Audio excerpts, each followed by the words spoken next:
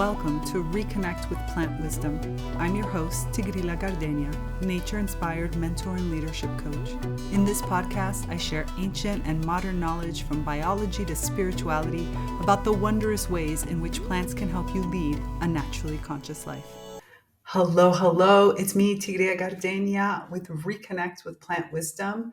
Today we have episode 38.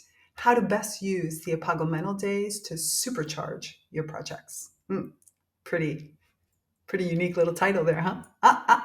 This is a subject that makes me all like, I don't ever find the right words. I find like I use excited, I use giddy. If you've got other words, you let me know.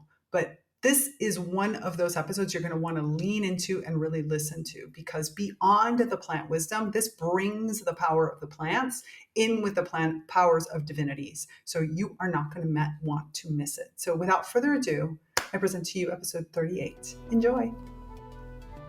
This is my favorite time of year, okay? And it's my favorite time of year for probably a slightly different reason than you think. All right, this is the December period. Most people are experiencing the traditional holidays. All great, more power to you. But for me, this is the most wonderful time of the year because it is the nativity connected to the beginning of the Epagomenal Days. The Epagomenal what? The Epagomenal Days. Ever heard of them? If not, don't worry about it. I'm going to tell you all about it. Because the Epagomenal Days are super special days out of time, and they mark the birth of many different types of divinities, right? So let me go back and give you some ancient, we'll use the word history. I mean, I think most people would want to call it mythology, but I call it history. So Egyptian history, to be exact, to a time when the sun god Ra forbade Nut, the sky goddess, from bearing any children any day of the year. So the reason why, seriously, go do some research into that. That story would make it even longer, but I just want to give you the basics and then get into why these days are so important. But this story helps us frame everything.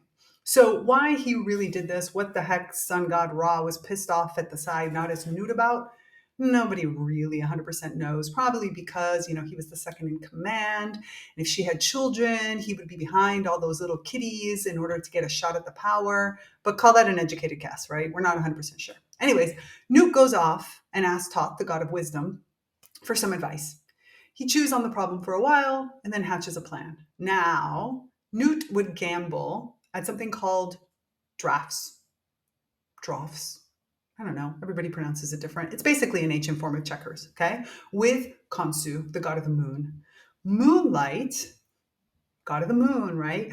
Moonlight was the only rival to Ra's sunlight. So you have moonlight and sunlight. So we have Ra telling Nut, you can't have any kids any time of the year. And Nut saying, how am I going to deal with this? Thoth goes, go over with Khonsu and start playing this game, this ancient form of checkers, and bet him a little bit of moonlight. So the wager was that every time that Khonsu would lose, he had to give some of his moonlight to Nut. Khonsu wasn't actually a very good player, so he lost a bunch of times, essentially giving Nut enough moonlight to add 5 extra days to the year. So these days are considered to be the 365 days, right? It was a 360-day calendar at the time, and these became 360, these extra 5 days to make it 365, the perfect time for her to birth her children. So Nut took advantage of these days. Day 1, Osiris. Day 2, Horus the Elder. Day 3, Set. Day 4, Isis. Day 5, Nephthys. She really took full advantage of this. And over the centuries, the word started to get out about these special days outside of traditional time. And therefore, many different divinities started to be born in that same period. You can hear stories, mythologies, as you will. You believe whatever you want to believe about Jesus and Buddha and Dionysus and Krishna and Mithras and Amadioa, and there's just so many of them. The Greeks even have their own version of this myth, with Helios trying to stop Rhea, so Hermes helps her add the 5 days. So this tells you that when there's multiple mythologies, all with the same type of correlation in their stories, you know that there's got to be some truth in this. So now that you have these 5 extra days of time, so what? What does this mean? Well, in essence, these 5 days are extra days in the calendar. They're days that are protected from any kind of force that can hold you back or prevent you from giving birth to a creation. Now, take out the story of children being born, right? And just listen to the words carefully. These are days where you're protected from any forces that hold you back or prevent you from giving birth to a creation. These are the days when you have the maximum synchronicity, the maximum energy, so that when you launch something, now I'm going to be very careful with my words here, because when I say launch, I am not talking about a final thing. This is about giving birth, setting your intention, putting the first foot forward, taking the first step forward. This is what it is, because the Egyptians really believed that in these days, time stood still. So you had this increased boost of energy. Newt's actions created a period of time that is not just subject to the regular rules of existence. Instead, this is something that we can play with to use it to our advantage. So Egyptian text states that the one who knows the names of the days will not die through the pestilence of the year, and that no illness will take possession of him. Meaning that if you know how to use the days because they are outside of time, right, then you are covered with a protective energy. Now, that energy really applies to the things and the actions that you take, because when you take an action in these days of the nativity, then the actions that you've taken have a certain level of protection. This really intense birthing energy that is coupled with an invisibility from any kind of stagnant or ill-wishing energy, from anything that can kind of come from the outside and push it down. Isn't this the perfect time to birth new projects?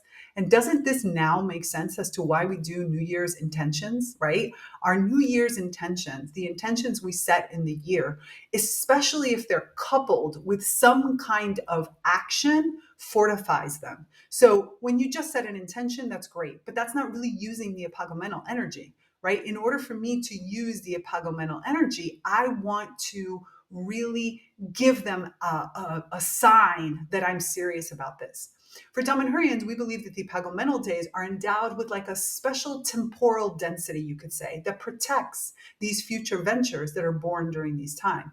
Therefore, it's the best time to start a new project, to begin studying something that you've been interested in for a long time, to change some kind of habit, to stop something like smoking or anything else that you've been wanting to do, basically to give life or to signal to the universe that you are serious in this year about taking an idea that you've had and bringing it into the physical. You're taking something out of the air in this special temporal density that we have and giving it another space. Now, again, I want to be really clear that this is a time to birth new projects, not to scramble like a mad person trying to do everything necessary to complete an existing project.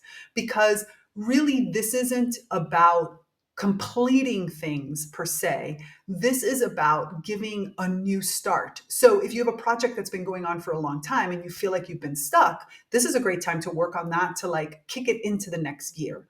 Or if you have something that you've worked on and that you've completed at one level and you want to bring it to a new level, or if you have a completely new idea that you want to bring out, right? The idea is about putting an action in place for success, creating a plan that is going to take you there. So remember that planning is a form of action, and an important one. So you can use this time to give birth to a well thought out strategy and implement some sort of kickoff that signals to the universe, to the powers that be, hey, I want this protected because I want to take care of this in the next year.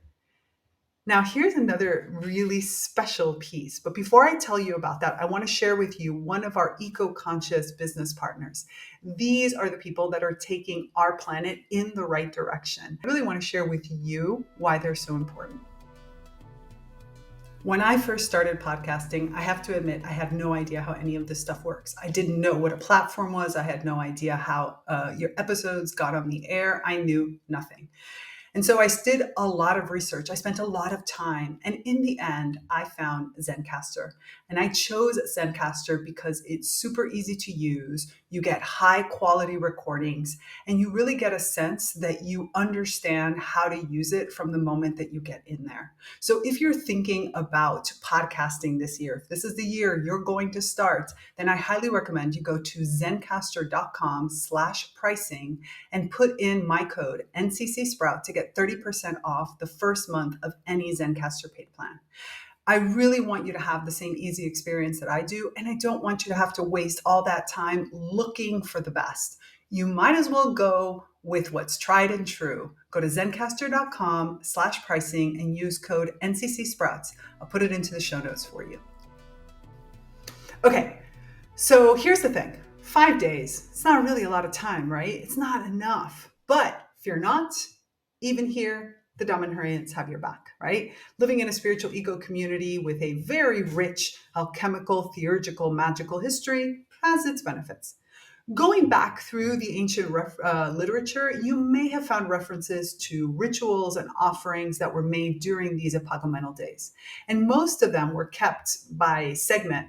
So Segment held them, especially when you're looking at all the Egyptian, because, didn't want to Ra getting in the middle. Like, she didn't really like the idea that Ra got duped by Nut. But that stagnant energy can take so many shapes and sizes, even within you. So 5 days, really not enough. So what we've done here in Damanhur is really worked on that. If you read through the text clearly, it is clear. Read through the text carefully. It is clear. I get so excited. You know how it is. I ramble through my words. That those that know how to use the names of these days hold their energy and can really benefit from what the protection and the cover. So what does it really mean to use the names? Damanhurians believe that medit action is active process. So we don't call it meditation, we call it medit action. And through the intention you use and you do something, you divinitize matter. So ritual and awareness are really the keys to focused intention. So what takes something from an intention where you're just like, I want to do this, to an intention that actually carries an energy is a combination of ritual, of giving it some significance through that ritual, and awareness. And those two together then allows us to divinitize the matter, to provide extra special energy into it. Which, remember, if we're talking about days at a time that are protected, we really can imbue it with as much as possible. So for years, Damanhurians have been setting their divine intentions during these Epagomenal days and kicking off many projects. Years after year, important projects for our community were always created during this period. And by consequence, for humanity, we have been able to densify this time. We have helped create an even stronger and more elongated cover for birthing projects.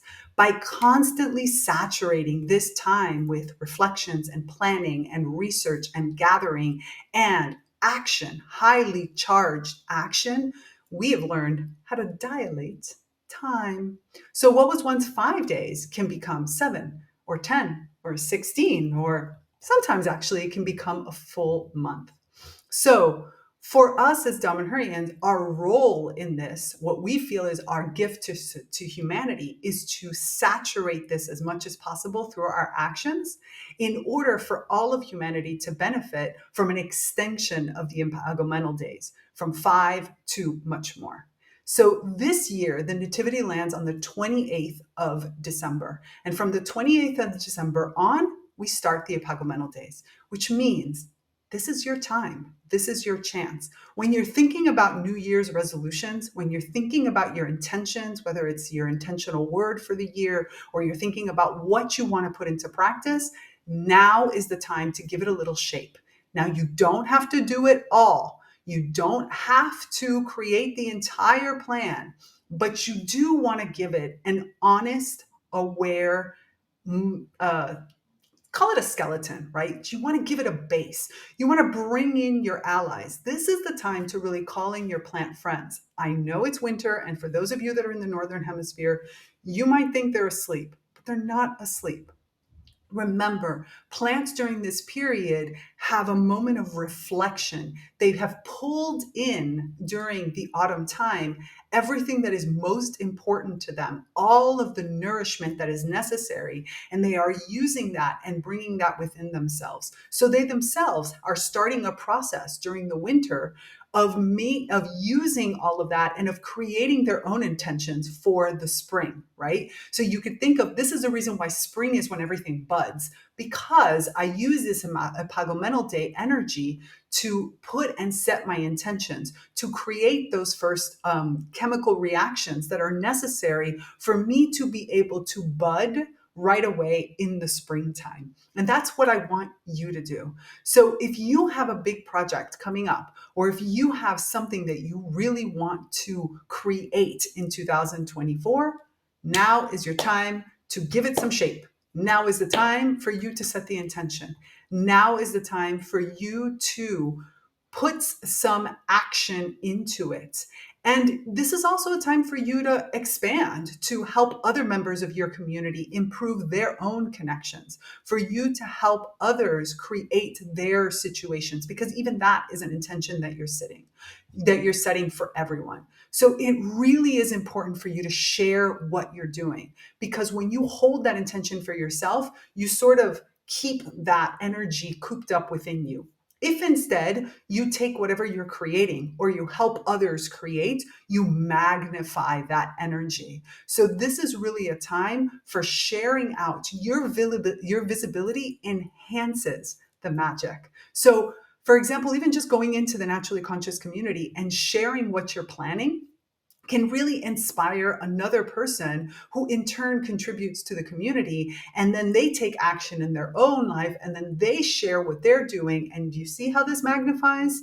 So not only is it a time for you to set awareness and intention for yourself, but it's a time for you to share that with others so that they too can get that energy and set their intentions and their visibility for themselves. So again, on the 28th of December, that is when the Epagomenal Days officially begin with the Nativity here in Damanhur. We're going to be having a beautiful fire pit, and we're going to be really celebrating the launch of these days. And I myself am already creating my list of the things that I want to birth in 2024. A hint, hint. It is a Damanhur Mystery School course that is one of the Damanhur Mystery School kicking off a new 3-year program with a plant slant inside of the Naturally Conscious community. And you know that we have the Befriend Your Limiting Beliefs webinar that is coming up at the end of January. So the 18th of January, actually mid-January, I guess you would say. And these are two things that are the kickoff of a whole chain of events that's going to happen in the first half of next year. So as you see, I am already putting my plans in place, and I have them squarely within the Epagomenal Days in order to kick off this program. I want to hear from you. What are you planning on doing in the Epagomenal Days? I want you to come into the Naturally Conscious community and share your intention. Remember I said, the more you share your intention, the more you densify that, you create an action, and that trickles out and then magnifies across multiple people. So come into the Naturally Conscious community, share your intentions. Let us also give you our support and our energy, because the Naturally Conscious community is the place for you to create in co-creation with the Plant King Home, as well as with all of the other loving sprouts. So let me know your Epagomenal projects, what you want to kick off for next year, and we will talk again soon. Remember, resist the urge to hold back your evolving green brilliance. We will talk again soon. Bye. Thanks for listening to this episode of ReConnect with Plant Wisdom. Intro and outro music by Steve Shuley and Poinsettia from The Singing Life of Plants. So join me, Tigrila Gardenia, and my plant collaborators next time on ReConnect with Plant Wisdom.